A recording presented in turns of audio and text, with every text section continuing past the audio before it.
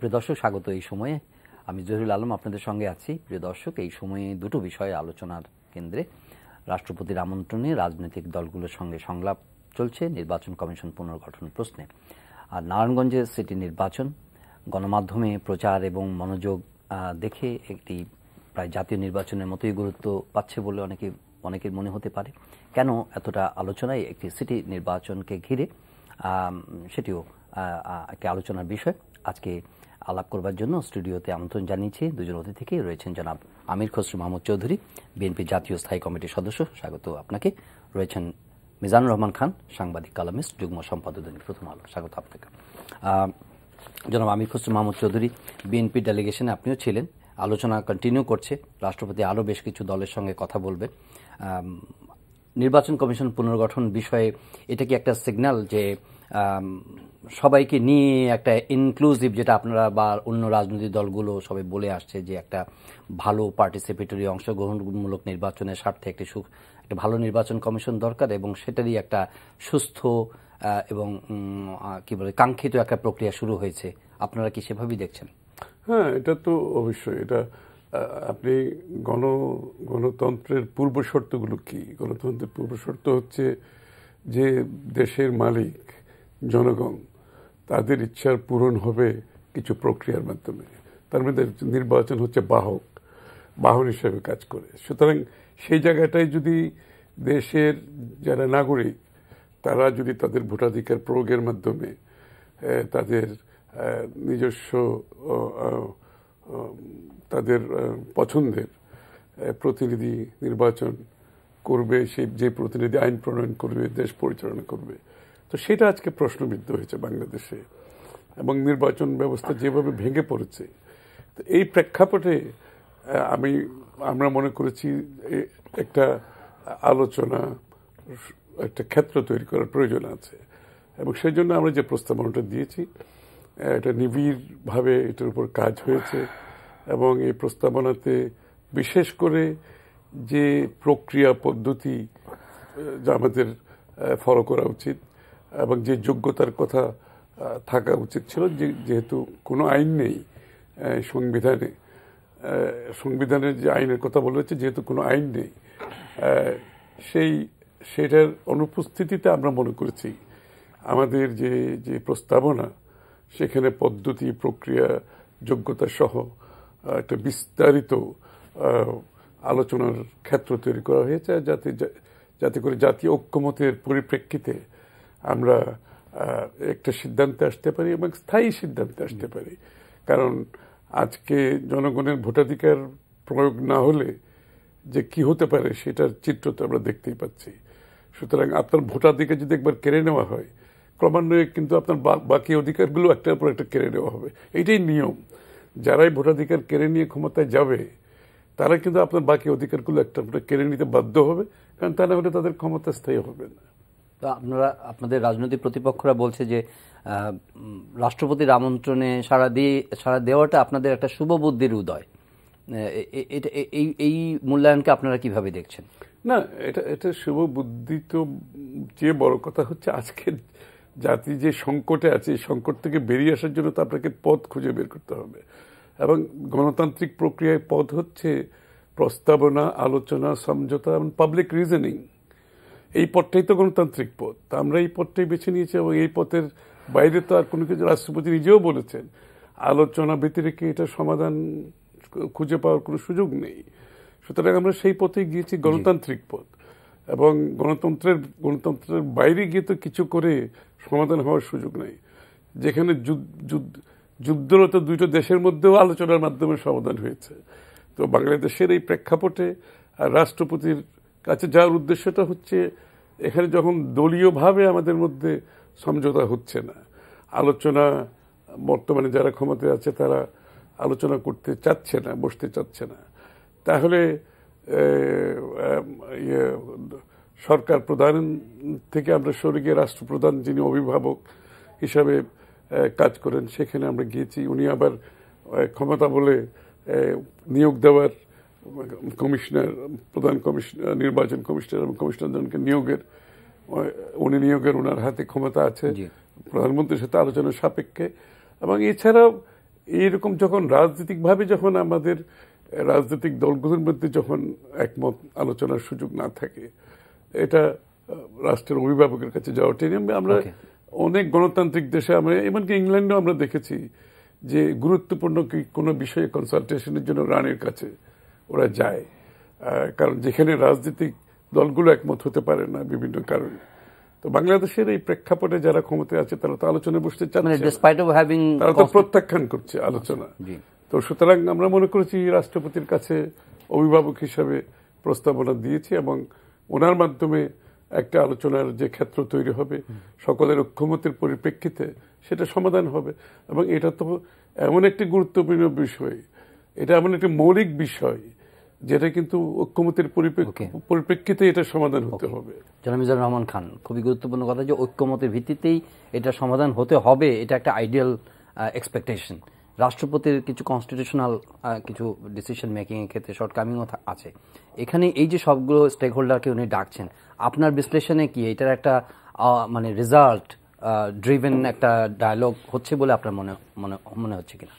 ধন্যবাদ আপনাকে। আমি সব থেকে তার চেয়ে গুরুত্বপূর্ণ হচ্ছে যে আমাদের রাজনৈতিক সংস্কৃতিতে রাষ্ট্রের সর্বোচ্চ ব্যক্তিকে, মানে সর্বোচ্চ আসনে উনি সাংবিধানিক প্রধান, তো সেই হিসেবে তাকে কেন্দ্র করে যে একটা সুন্দর সুষ্ঠু পরিবেশে একটা আলোচনা হচ্ছে, এটা আমার মনে হয় যে আমাদের রাজনৈতিক সংস্কৃতির একটা খুব বড় অগ্রগতি। এটা হচ্ছে বড় কথা, মানে কি ফলাফল হয় সেটা ভিন্ন কথা। এই যে একটা আস্থার জায়গা, এবং বিএনপি খুব তারা যে লিখিত যে চিঠি দিয়েছে তাতে মহামান্য রাষ্ট্রপতিকে জাতির অভিভাবক হিসেবে এই যে শ্রদ্ধার সঙ্গে উল্লেখ করা, এই বিষয়গুলো আমাদের রাজনীতিতে অতীতে ছিল না, সেই জায়গাটা ফিরে এসছে।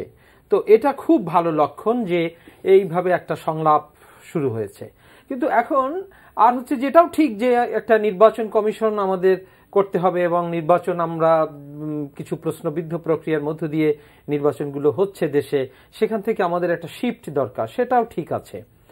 কিন্তু কথাটা হচ্ছে যে এইখানে আমি যেভাবে দেখি সেটা হচ্ছে যে বিএনপির সঙ্গে বা এই আলোচনার মধ্যে আমার একটা মৌলিক চিন্তার জায়গায় আমার একটা তফাৎ আছে, সেটা আমি বলতে চাই।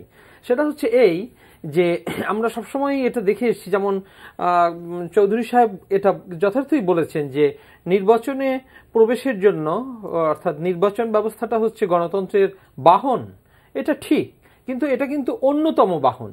আপনি যদি বলেন অন্যতম প্রধান বাহন, তাহলেও আর কোনো বিরোধ নেই। কিন্তু যেটা আমাদের মনে রাখতে হবে, যেটা আমি এখন খুব জোর দিয়ে এটা বলি, যে সুনির্বাচন সুশাসন দেওয়ার রক্ষা কবচ নয়। আমাদেরকে এমন একটা ব্যবস্থায় চলে যেতে হবে যেখানে সুশাসন যদি আমি নিশ্চিত করতে পারি, তাহলে সেই সুশাসনের অংশে পরিণত হবে সুনির্বাচন, এবং আমাদেরকে ধীরে ধীরে ওই জায়গায় যেতে হবে। মানে এমন নয় যে আমরা কিছুদিন, নিশ্চয়ই এটা একটা আইডিয়াল জায়গা হতে পারে না, এটা বোধহয় আগামীকালের আলোচনা। মানে আমরা তো আজকে এখন আমরা আলাপ করছি যে একটা যেই ধাপে আছে যে একটা ইলেকশন কমিশন পুনর্গঠনটা একটা চ্যালেঞ্জ, দেন সুশাসনের চ্যাপ্টারটা আমরা আলোচনা। না, এখানে দেখেন, এখানে বারবার আমরা যেটা মিস করি, আমাদের জাতীয় ইতিহাসে আপনি যতবার দেখবেন, তখন আপনি যেভাবে আমাকে এখন থামিয়ে দিতে চাইছেন, আপনি আমাকে বলছেন না, আপনি কিন্তু পরোক্ষভাবে এটা বলেছেন যে এটা এখনকার বিষয় নয়, এটা এখনকার জন্য প্রাসঙ্গিক। আপনি বলছেন যে এটাই এখনকার বিষয়। না, এটা এখনই কেন, এবং এটাকে আলাদা করা যায় না। মানে আমি দেখাতে চাচ্ছি যে এটাকে আলাদা কেন। দেখেন আপনি, আমরা প্রথমে 1990 থেকে যদি আসি, তখন আমরা যখন এরশাদ বিরোধী আন্দোলন হয়েছে, তখন বলা হয়েছে যে ইন্টারনাল ডেমোক্রেসি দরকার, জুডিশিয়াল ইন্ডিপেন্ডেন্সের কথা দরকার, কি কনস্টিটিউশনাল রিফর্ম হবে তখন বলা দরকার। তখন এই দুই বড় দলের নেতৃত্বে 15 দল 7 দল এরা আমাদেরকে বলেছে, আরে থামো থামো থামো, এটা এখন বলার সময় নয়, এখন সময় হচ্ছে স্বৈরাচারকে উৎখাত করা। এবং আমরা 90-তে কি দেখেছি? আমরা দেখেছি যে আমরা একজন ব্যক্তিকে উৎখাত করতে পেরেছি, কিন্তু তার সমস্ত স্বৈরতান্ত্রিক ব্যবস্থাগুলো স্টিল, যা আমরা 90-তে যে গণতান্ত্রিক ব্যবস্থা, মানে আমরা নামই দিয়েছিলাম যে শুধুমাত্র এরশাদকে, ব্যক্তি এরশাদ এবং তার শাসন ব্যবস্থাকে যদি আমরা অপসারণ করতে পারি, ওইটার নামই হবে গণতন্ত্র। কিন্তু এটা আমাদেরকে শিক্ষা দিয়েছে যে ওটার নাম গণতন্ত্র ছিল না। হ্যাঁ, এর অর্থ এই নয় যে তার অপসারণের দরকার ছিল না, সেটা দরকার ছিল। তারপর আপনি দেখেন 3 জোটের রূপরেখায় শুধু নির্বাচন, তারপর আপনি দেখেন আমরা এসে আবার জাতীয় ঐক্যমতের কথা বললাম যে 96-এ আমরা যে ত্রয়োদশ সংশোধনী পেলাম, সেখানেও এসে দেখবেন এন্টায়ার অ্যামেন্ডমেন্টটা, ওখানে সবাই দুই দল স্বস্তি নিঃশ্বাস ফেললো যে জাতীয় ঐকমত্য প্রতিষ্ঠিত হয়েছে। কি হয়েছে? তার মানে হচ্ছে তারা একটা নির্বাচন করতে একমত হয়েছে, যে একটা কেয়ারটেকার গভর্নমেন্ট ব্যবস্থা। এখন আপনি দেখেন নির্বাচন অবাধ হওয়ার সঙ্গে এখন যে আমরা বলছি তার সঙ্গে সুশাসনের সম্পর্কটা আলগা কেন, সেটা হচ্ছে যে আমরা কিন্তু এমন নয় যে আমরা ইনক্লুসিভ নির্বাচন দেখি নাই, আমরা 4-5টা ইনক্লুসিভ নির্বাচন আমরা করেছি এবং সেই নির্বাচনগুলো থেকে আমরা দেখেছি যে 111-এর মতো পরিস্থিতি হচ্ছে সেটার পরিণতি। এ নিয়ে বিতর্ক হতে পারে কে দায়ী বেশি কম, আওয়ামী লীগ বিএনপি নিয়ে নানা এটার মধ্যে আছে, কিন্তু আপনি এটা দেখবেন যে আমাদেরকে নির্বাচনের অ্যারেঞ্জমেন্টটা সেটা আমাদেরকে একটা সুশাসনের জায়গায় নিয়ে যেতে হবে এবং নির্বাচন কমিশন শক্তিশালীকরণ, আপনি বিচার বিভাগের স্বাধীনতার কথা আমি সবচেয়ে বলবো যে এটা সাংবিধানিকভাবে আমাদের বিচার বিভাগ স্বাধীন নয়। এই কথাটা আপনি যদি এখন না বলেন মুশকিল হচ্ছে, আপনি এদেরকে আর ধরতে পারবেন না। এরা সবসময় আমাদেরকে এটা মানতে এবং চিন্তা করতে বাধ্য করে যে জাতীয় ঐক্যমত্য হবে শুধুমাত্র নির্বাচন প্রশ্নে। আপনি দেখেন রাষ্ট্রপতিকে যে চিঠি লিখেছে তাতে আর কোনো কিচ্ছু নেই যে আপনার সঙ্গে আমি আগামীকাল আসবো কি করে জুডিশিয়াল ইন্ডিপেন্ডেন্ট কমিশন করা যায়, জুডিশিয়াল অ্যাপয়েন্টমেন্ট কমিশন করা যায়। মাননীয় রাষ্ট্রপতি এবং আজকের বিশ্ব কনস্টিটিউশনাল কাউন্সিল করছে, তারা সংবিধানে নির্বাচন কমিশনার, প্রধান বিচারপতি, সুপ্রিম কোর্টের বিচারক, পিএসসির সদস্য, কন্ট্রোলার বা অডিটর জেনারেল সবাইকে নিয়ে এখন একটা কনস্টিটিউশনাল কাউন্সিল করছে। সুতরাং আমরা আর পিসমিল বেসিসে যাব না, তবে এবারে আর যেহেতু সময় নেই, এবারে আমরা শুধু ইলেকশন কমিশন নিয়েই আলোচনা করব, কিন্তু আমাদের লক্ষ্য হচ্ছে একটা কনস্টিটিউশনাল কাউন্সিল করা, কারণ নির্বাচন কমিশন নিজে নিজে কখনো শক্তিশালী হতে পারে না। জনাব আমির খসরু মাহমুদ চৌধুরী, আপনি তো শুনলেন ওনারা প্রায়োরিটির কথা বলছেন, ডেফিনেটলি আপনারা এই কাজগুলো করতে পারতেন। এর আগে আমরা 1-2 বছর আগে নাগরিক কমিটির কিছু প্রস্তাবনা দেখেছি এবং সবসময় আর্জ হয়েছে যে রাজনৈতিক নির্বাচন আসার আগে রাজনৈতিক ব্যবস্থা কিংবা অন্যান্য যেসব প্রাতিষ্ঠানিক কাঠামো রয়েছে সেগুলো নিয়ে একটা কম্পোজিট ডায়ালগ সূচনা করা দরকার to have a conclusive outcome. কিন্তু সেই চেষ্টা, সেই প্রক্রিয়া, সেই এক্সারসাইজ, অনুশীলন কিন্তু কোনো সময় দেখা যায় না। নির্বাচন যখন ঘনিয়ে আসে তখন শুধুমাত্র এই নির্বাচন, যেটা বলছেন যে নির্বাচন কেন্দ্রিক কিছু আলোচনা, আপনাদের প্রায়োরিটি এমন কেন? না, এটা যেটা বলেছেন আমি অন প্রিন্সিপাল ওনার সাথে সম্পূর্ণভাবে একমত। কারণ আমাদের যে আজকে যে সংকটের পেছনে নির্বাচন তো মুখ্য কারণ। যেমন আমি যেটা আগে বলেছি, আপনি যখন ডিসএনফ্র্যাঞ্চাইজ করে দেবেন সিটিজেনকে, they will continue to be disenfranchise in other areas. এটা তো হচ্ছে নির্বাচন না হলে যা হয়। কিন্তু প্রতিষ্ঠানগুলোকে যদি আপনি সঠিকভাবে কাজ করতে না দেন, এই প্রতিষ্ঠানগুলো প্রথমে নিরপেক্ষ হতে হবে, এই প্রতিষ্ঠানগুলোতে প্রফেশনাল যোগ্য ব্যক্তিদের থাকতে হবে, এদের একটা ইন্ডিপেন্ডেন্স থাকতে হবে, রাজনৈতিক হস্তক্ষেপ চালাতে হবে। কারণ দিনের শেষে আপনি তো রাজনৈতিক সিদ্ধান্ত দিচ্ছেন, মৌলিক সিদ্ধান্তগুলো দিচ্ছেন, কিন্তু এগুলোর যে ওয়াচডগ বডি, এগুলোর যে ওভারসি করে, এই প্রতিষ্ঠানগুলো অত্যন্ত গুরুত্বপূর্ণ। যেটা বলছেন জুডিশিয়ারিজ, আপনার যদি আইনের শাসন না থাকে তাহলে আপনি ভোটে নির্বাচিত হয়েও দেশের মানুষকে সুশাসন দিতে পারবেন সেটার কোনো সুযোগ নাই। আজকে যদি অ্যান্টি করাপশন, দুর্নীতি দমন ব্যুরো যদি আপনি ইন্ডিপেন্ডেন্টলি কাজ না করে, প্রফেশনালি কাজ না করে, নিরপেক্ষভাবে কাজ না করে, আপনি তো সুশাসন দিতে পারবেন না। সুতরাং এটা আমি ওনার সাথে সম্পূর্ণ, এবং নির্বাচন কমিশনও অ্যাজ এ প্রতিষ্ঠান যদি কাজ করতে হয়, যেটা অবশ্যই এটা নিরপেক্ষ ইত্যাদি এগুলো তো আছে, কিন্তু এটাকে এই নিরপেক্ষভাবে পরিচালনা করার জন্য সুশাসন যদি আপনার দেশে না থাকে, এরাও কিন্তু নিরপেক্ষভাবে কাজ করতে পারবে না। কারণ সুশাসন বলতে যেটা বোঝায় একেবারে একটা স্বচ্ছ প্রক্রিয়ার মাধ্যমে সবাইকে কাজ করা। আর আমরা তো স্বচ্ছ বলে থাকি, কিন্তু স্বচ্ছতাটা দৃশ্যমান হতে হবে। It must be seen to be transparent. এই যে আমি অবশ্যই এটা উনি যেটা বলেছেন আমি একমত, কারণ এটা একটার সাথে একটা অঙ্গাঙ্গিভাবে জড়িত। সুশাসন, গণতন্ত্র, ভোটাধিকার, এটা হচ্ছে একে অপরের সম্পূরক, কারণ এগুলো সবগুলো একসাথে চলে। আপনি খালি একটা নির্বাচনের মাধ্যমে একটা গণতান্ত্রিক সরকার ফিরে এনেছেন, হুইচ ইজ প্রায় প্রিরিকোজিট, অবশ্যই, কারণ এখানে এটা হচ্ছে স্টার্টিং পয়েন্ট। এটা না থাকলে তো আপনার বাকি কাজগুলোর কোনো সুযোগ থাকবে। আজকে যে প্রক্রিয়াটা শুরু হলো, যে প্রক্রিয়াটা আপনারা অংশ নিচ্ছেন যে অনুশীলনের মধ্যে, সেটার পরিণতি বা শেষ ধাপ আপনারা কি দেখছেন? আপনারা যেসব আশা নিয়ে, যেসব প্রস্তাবনা নিয়ে, যেসব সাজেশনস নিয়ে গেছেন, সেটার পরিণতি কি দেখছেন? যদিও আমরা শুনেছি যে সরকার দলের যে সাধারণ সম্পাদক উনি বলেছেন যে আপনারা এখন আপনাদের হ্যাপি মুড আছে, কিন্তু সার্চ কমিটি গঠন করার পরে আপনাদের এই হ্যাপি মুড থাকবে না। মানে আপনারা এই সময়ে রাজনৈতিক প্রক্রিয়া অংশগ্রহণ করলেও পরে আপনাদের সেই বিরোধিতার যে মনোভাব, সেই বিরোধিতার জন্য বিরোধিতার খাতিরে আপনার বিরোধিতা করতেই থাকবেন, যত ভালো নির্বাচন কমিশনই বা সার্চ কমিটি অথবা কমিশনই গঠন করা হোক না কেন। প্রথমে আমাকে বলতে হবে,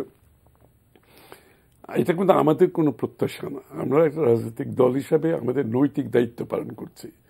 এই প্রত্যাশাটা হচ্ছে জাতির প্রত্যাশা, যে জনগণ তাদের ভোটাধিকার প্রয়োগ করতে পারবে কিনা, তাদের ভোটাধিকার যেটা প্রয়োগ করবে সেটা প্রতিফলন নির্বাচনী ফলাফলে এটা প্রতিফলন ঘটবে কিনা, তার মাধ্যমে একটি নির্বাচিত সংসদ হবে কিনা, একটি নির্বাচিত সরকার গড়বে কিনা, এটা তো জাতির প্রত্যাশা। আমরা যেটা করছি বাংলাদেশে একটা বৃহৎ রাজনৈতিক দল হিসাবে, যে আমরা জনগণকে প্রতিনিধিত্ব করি, আমাদের দায়িত্ব হচ্ছে এটা জাতির সামনে তুলে ধরা এবং এটাকে সফলভাবে নিশ্চিত করার জন্য আমাদের দায়িত্ব আমরা পালন করছি। সুতরাং এটা প্রত্যাশাটা কিন্তু সমস্ত জাতির প্রত্যাশা। আমার মনে হয় এই ব্যাপারে কারো কোনো বিভেদ আছে বলে আমি মনে হয় না। প্রক্রিয়া সম্বন্ধে বিভেদ থাকতে পারে, তবে আপনি যেটা যে আওয়ামী লীগের সেক্রেটারি জেনারেল যেটা বলেছে, এটা বোধহয় ওনার মনের কথা অকপটে বের হয়ে গেছে আর কি। উনি যদি ওইটা মিন করেন পরে আমরা আর খুশি থাকবো না, তা আমরা পরে খুশি থাকবো কি থাকবো না এটা তো ওনার জানার কোনো কারণ নাই। উনি হয়তো এমন কিছু জানেন যেটাতে হয়তো দেশের মানুষ আর খুশি থাকার কোনো কারণ নাই। যদি সেটা হয়ে থাকে সেটা অত্যন্ত দুঃখজনক হবে, কারণ পরবর্তীতে কি হবে সেটা তো আমরা তো বলছি না। আমরা কিন্তু একটা সৎ উদ্দেশ্যে একটা পজিটিভ রাজনীতি করছি, এবং যে বাংলাদেশে যে সাংঘর্ষিক রাজনীতি আছে এখান থেকে আমরা বেরিয়ে আসতে হলে প্রস্তাবনা, সংলাপ, আলোচনা, সমঝোতা, পাবলিক রিজনিং এর মাধ্যমে সিদ্ধান্তগুলো নিতে হবে, বিশেষ করে মৌলিক সিদ্ধান্তগুলো, গুরুত্বপূর্ণ সিদ্ধান্ত, এবং এই সিদ্ধান্তগুলোতে কিন্তু জাতিকে ঐক্যবদ্ধ থাকতে হবে এখানে। তো আমরা পরবর্তীতে খুশি থাকবো না থাকবো এটা তো বড় কথা নয়। দেশের নাগরিকগণ খুশি থাকতে হবে, তারা তাদের মৌলিক অধিকার ফিরে পেতে হবে, তার গণতান্ত্রিক অধিকার ফিরে পেতে হবে, ভোটাধিকার ফিরে, সেখানে জাতি খুশি থাকবে কিনা এটা হচ্ছে প্রশ্ন। বিএনপি খুশি থাকা না থাকার এখানে ইস্যু নয় কিন্তু।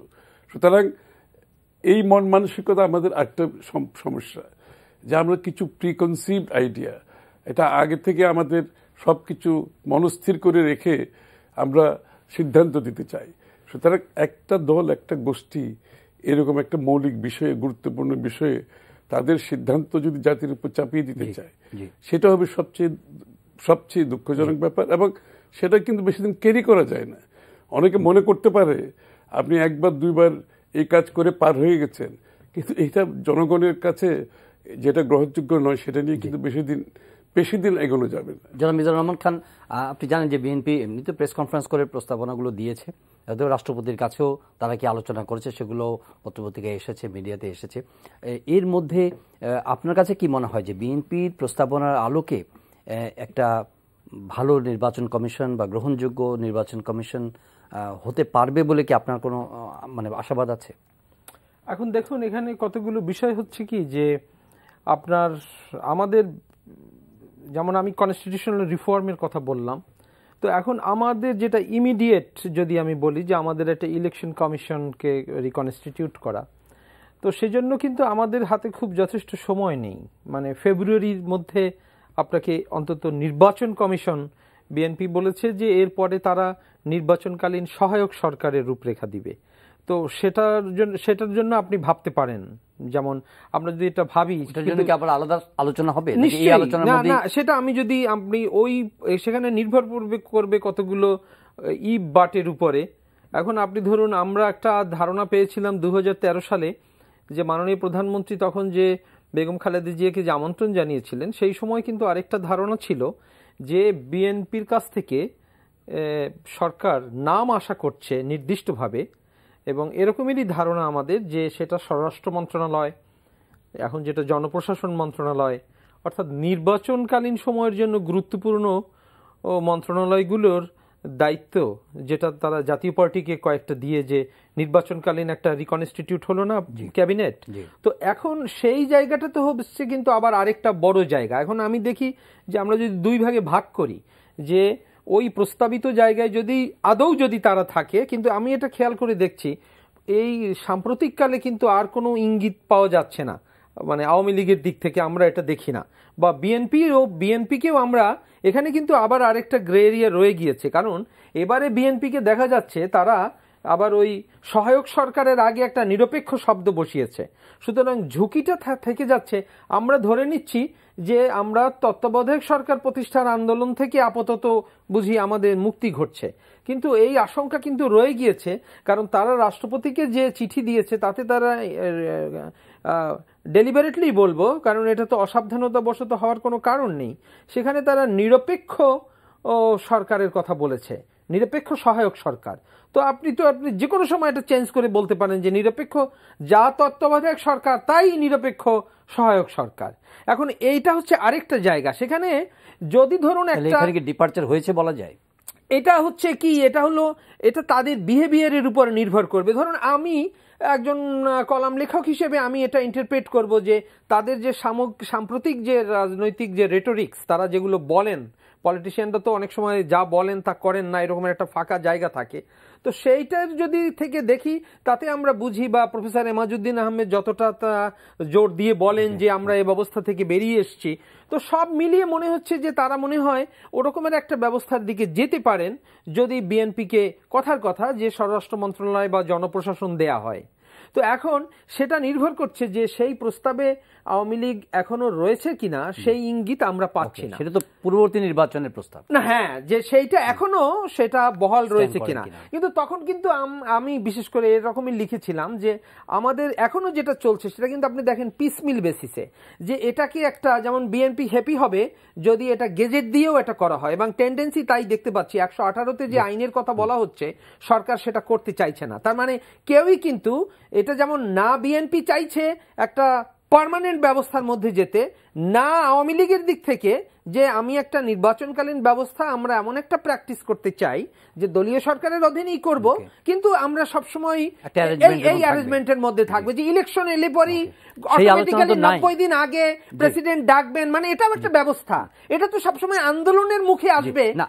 আপনার তো প্রত্যাশার জায়গাটা তো অনেক উপরে আপনি সেট করেছেন, কিন্তু দেখেন যে একটা ইলেকশন কমিশন নিয়ে আলোচনা সূত্রপাত হতেই এত কিছু, তারপরে আপনার নির্বাচনকালীন সরকারের আলোচনা আছে, আর ওভারঅল গভর্নেন্স এস্টাবলিশ করার আলোচনা, এটা তো সবার জনপ্রত্যাশা। ওটা খুব গুরুত্বপূর্ণ যে এখন ফেব্রুয়ারির মধ্যে যেটা, সেইটাই আমরা কিন্তু আশা করতে পারি যে বাছাই কমিটি, তো সেই জায়গাটায় আমাদের একটা আশা থাকবে যে মাননীয় রাষ্ট্রপতির কিছু, কিন্তু আমরা আসলে বলতে বলতে না, আমরা অনেক সময় রাষ্ট্রপতির যা ক্ষমতা বা এখতিয়ার সেগুলো কিন্তু আমরা অনেক সময় পলিটিক্যাল কালচারালি না বলেও আমরা অনেকগুলোকে অনভ্যাস আমরা এটাকে পরিণত করেছি। কিন্তু রাষ্ট্রপতির কিন্তু কনস্টিটিউশনালি এবং কনভেনশনালি তার কিন্তু যথেষ্ট, আমি এর মধ্যেও তার যথেষ্ট এখতিয়ার রয়েছে যে এই বিষয়ে তার একটা ভালো মত। জনাব আমির খসরু মাহমুদ চৌধুরী, আমরা নারায়ণগঞ্জ নির্বাচনকে আলাপ করব, কিন্তু তার আগে জনাব মিজানুর রহমান খান যে বলছিলেন যে আপনারা আপনাদের নির্বাচনকালীন সরকার ইস্যুতে আপনাদের অবস্থান পরিবর্তন করেছেন, সেটা প্রেস কনফারেন্সও আপনারা বলেছেন, কিন্তু এখানে আবার রাষ্ট্রপতির কাছে যে আলোচনা সেখানে সহায়ক সরকারের আগে আবার নিরপেক্ষ লাগিয়েছেন, বিষয়টা আপনার কাছে একটু আমরা পরিষ্কার হতে চাই। না, জিনিসটা তো পরিষ্কার, আসলে তো নিরপেক্ষ না হলে সহায়ক কিভাবে হবে? তো আপনি সহায়ক যদি ভূমিকা পালন করতে চান তো আপনাকে নিরপেক্ষ একটা ভূমিকা তো পালন করতেই হবে। তো সুতরাং নির্বাচনকালীন সরকারের ব্যাপারে আমি এতটুকুই বলছি যে কি ইলেকশন কমিশন এটা গঠিত হওয়ার পরবর্তীতে আমরা এটার উপর একটা প্রস্তাবনা রাখবো, এবং এটার উদ্দেশ্য হচ্ছে একই, যে কি এটা কিন্তু বিশেষজ্ঞরা সহজ সবাই একটা কথা বলছে, শুধুমাত্র নির্বাচন কমিশন গঠিত হওয়ার পর, মানে সবাই যদি একমত হয়ে যদি নির্বাচন কমিশন গঠন করা হয়, যদি নির্বাচনকালীন সরকার সহযোগিতা না করে কিংবা অন্যরকম ভূমিকা পালন করে, তাহলে কিন্তু এই নির্বাচন কমিশনের পক্ষেও কাজ করা কঠিন। সেই কারণে একে অপরের পরিপূরক হিসাবে সহায়কের সঙ্গে নিরপেক্ষ লাগাতে হলো কেন আপনার? না, নিরপেক্ষ সহায়ক হলেই তো সেই ইলেকশন কমিশনের প্রতি সে আমাদের যে সংস্কৃতি, আমাদেরকে একটু এখানে ওয়ার্ডিং গুলো খুব আমাদের চুজ করতে হবে খুব কেয়ারফুলি, যে আমাদের নিরপেক্ষ কথাটা সব জায়গায় বলতে হচ্ছে কেন, আজকের এই প্রেক্ষাপটের কারণে তো বলতে হচ্ছে যে সহায়ক সরকার যেটা সেটা যদি আবার নিরপেক্ষ না হয়, আমি যদি একেবারে দলীয় সরকার যাদের মনোবৃত্তি হচ্ছে নির্বাচনটা দখল করে নেওয়া, সেটা তার সহায়ক হতে পারে। নিরপেক্ষ না হলে তো সহায়ক হবে না। নিরপেক্ষ, হ্যাঁ এক্স্যাক্টলি, এই জন্য নিরপেক্ষ শব্দটা আমরা ব্যবহার করছি। এটা এমফেসিস, এটা হচ্ছে যারাই নির্বাচনকালীন সরকারে থাকবে তাদের একটা নিরপেক্ষ ভূমিকা থাকবে, এবং এটা নিরপেক্ষ ভূমিকার মাধ্যমে একটা সহায়ক ভূমিকা, নিরপেক্ষতার মাধ্যমে একটা সহায়ক ভূমিকা প্রদান করতে হবে। এটা হচ্ছে সিমেন্টিকের ব্যাপার আর কি। এখন এটা মোটামুটি এটার একটা জোর দেওয়া যে কি নিরপেক্ষ সহায়ক সরকার যেটা নির্বাচন কমিশনকে তাদের কাজ করতে সহযোগিতা করবে এবং তাদের সঠিক ভূমিকা পালন করবে, এটা হচ্ছে উদ্দেশ্য। আচ্ছা, আমরা নারায়ণগঞ্জ, আমি এখানে একটুখানি পয়েন্টটা বলি, সেটা হচ্ছে যে এখানে কিন্তু একটা বড় বিষয় রয়েছে যে যদি আমরা এটা ধরে নেই এবং আলটিমেটলি তো আমাদেরকে ওই জায়গাতেই যেতে হবে যে যিনি আউটগোয়িং প্রাইম মিনিস্টার তিনি নির্বাচনকালে তিনি নিরপেক্ষ আচরণ করবেন। এটা কিন্তু একটা আমাদের গণতান্ত্রিক রাষ্ট্র গঠনের জন্য একটা স্বাভাবিক প্রত্যাশা।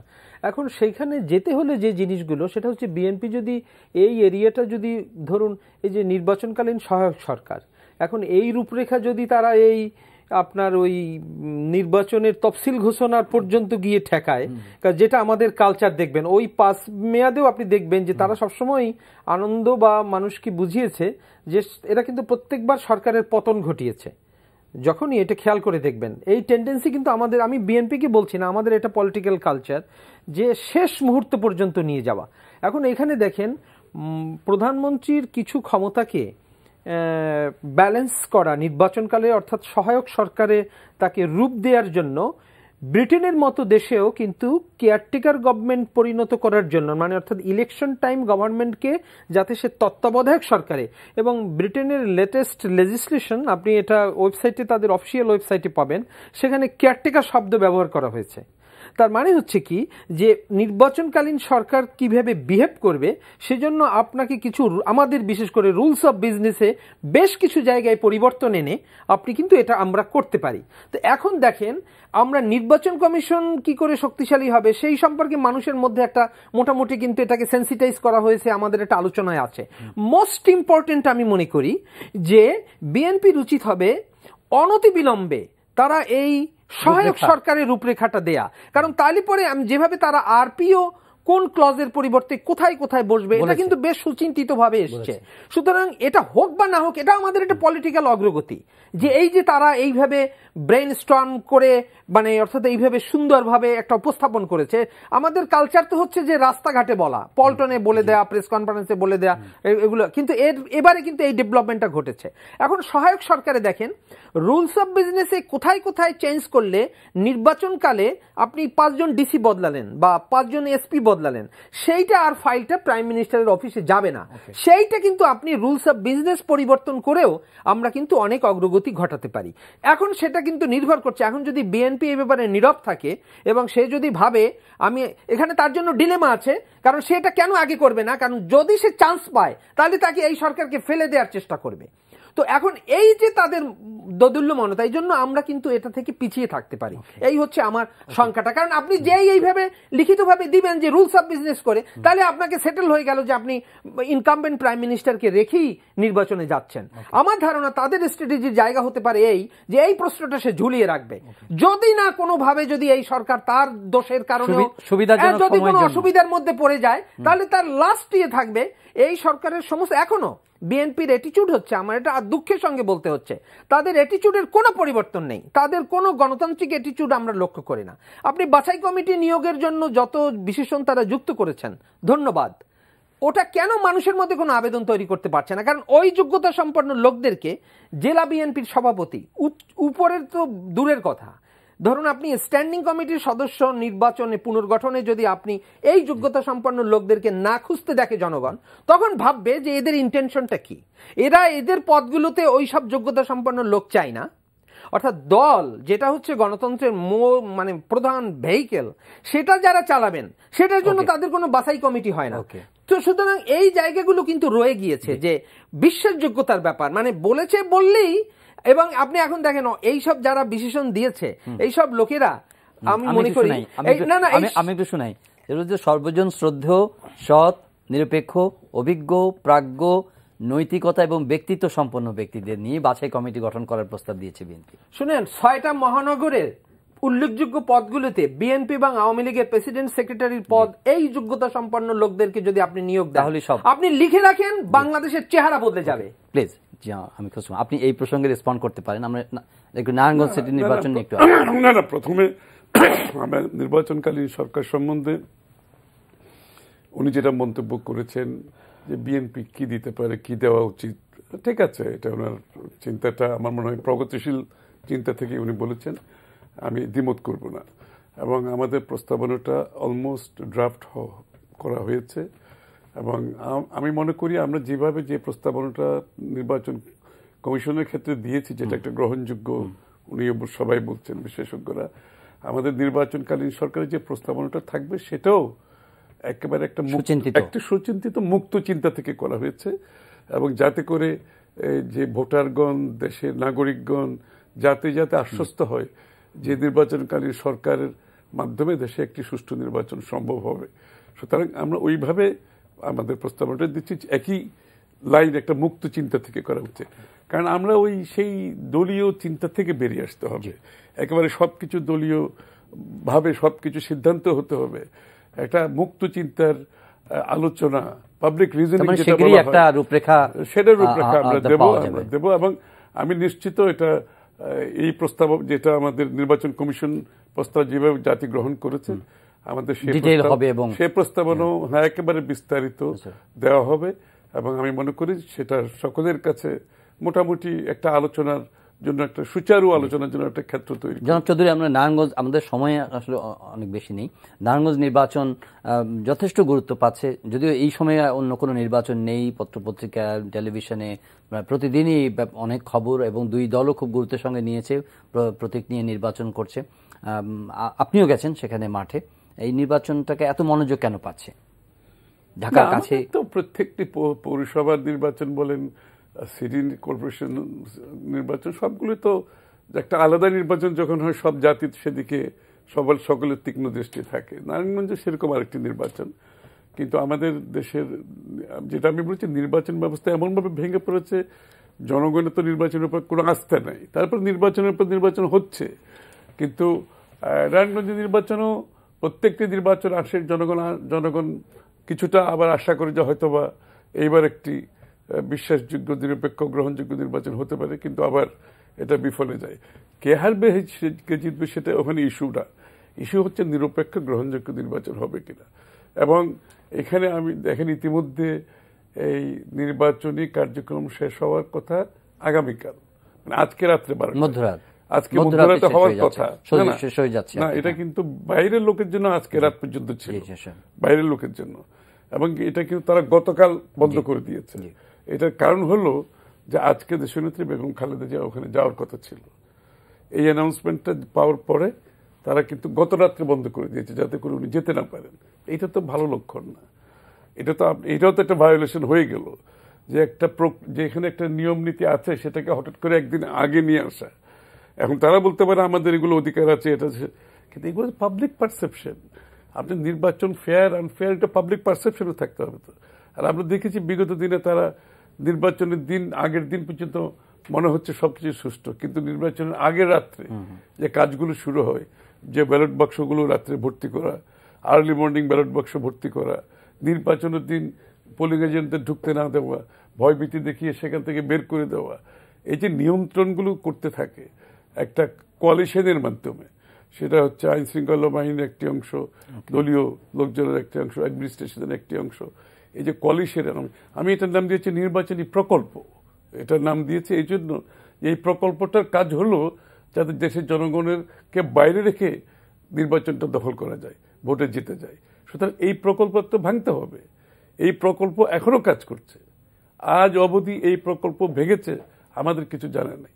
সুতরাং এই প্রকল্প ভাঙতে হবে এবং সঠিক নির্বাচন কমিশনের মাধ্যমে যাতে জনগণ নির্বিঘ্নে তাদের ভোটাধিকার প্রয়োগ করতে পারে, তার ফলাফলও ঘটবে এবং তাদের প্রতিনিধি যিনি নির্বাচিত হবে তিনি যাতে অবশ্যই একজন নির্বাচিত প্রতিনিধি হিসেবে জনগণের কাছে বুক ফুলিয়ে মাথা উঁচু করে চলতে পারে, সেটাই হওয়া উচিত। জনাব খান, নারায়ণ ওসির আমি নির্বাচনে রাজনৈতিক সদিচ্ছার উপরে খুব বেশি জোর দিতে চাই। আমি বিশ্বাস করি যে ক্ষমতাসীন দলের শীর্ষ এখন পর্যন্ত এনভায়রনমেন্ট সবকিছু মিলিয়ে, প্রচারণা সবকিছু মিলিয়ে পিসফুল, যদিও সংখ্যার কথা বারবারই বলা হচ্ছে, কিন্তু এনভায়রনমেন্ট তো আসল তো হচ্ছে আজকে রাত্রে কি হচ্ছে, সারা রাত কি হচ্ছে, কালকে সকাল থেকে দিনে কি হবে, এটা হচ্ছে আসল। না, আমি ওটাই বলবো যে যদি এখানে কোনো অন্য কোনো কারণ নেই, যদি এটা শুধুই যদি এই নির্বাচনে কোনো অসুবিধা বা কোনো ওইভাবে দেখা যায়, তাহলে সেটা শুধু আমি বিশ্বাস করব যে এটা রাজনৈতিক সদিচ্ছার ঘাটতি ছিল কিনা,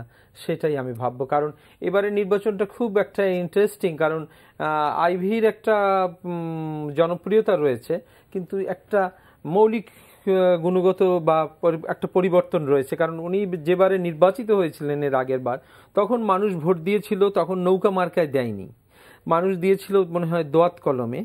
তো এবং সেই সময়ে যারা প্রো বিএনপি ভোটাররা, তারা ওখানে এমন একটা রাজনৈতিক পরিবেশ তৈরি হয়েছিল যে যখন ওটা একটা, অর্থাৎ হচ্ছে যে তাকে ভোট দিয়ে জেতানোটাই হচ্ছে ওখানকার সরকার, ইভেন সরকারি দলকে পরাস্ত করা, এরকমের একটা অ্যাটিচিউড ওখানে গত নির্বাচনে ছিল। সেটা এবারে নেই, কারণ এবারে তিনি তাকে প্রার্থী হিসেবে, নৌকা হিসেবে নিতে হয়েছে।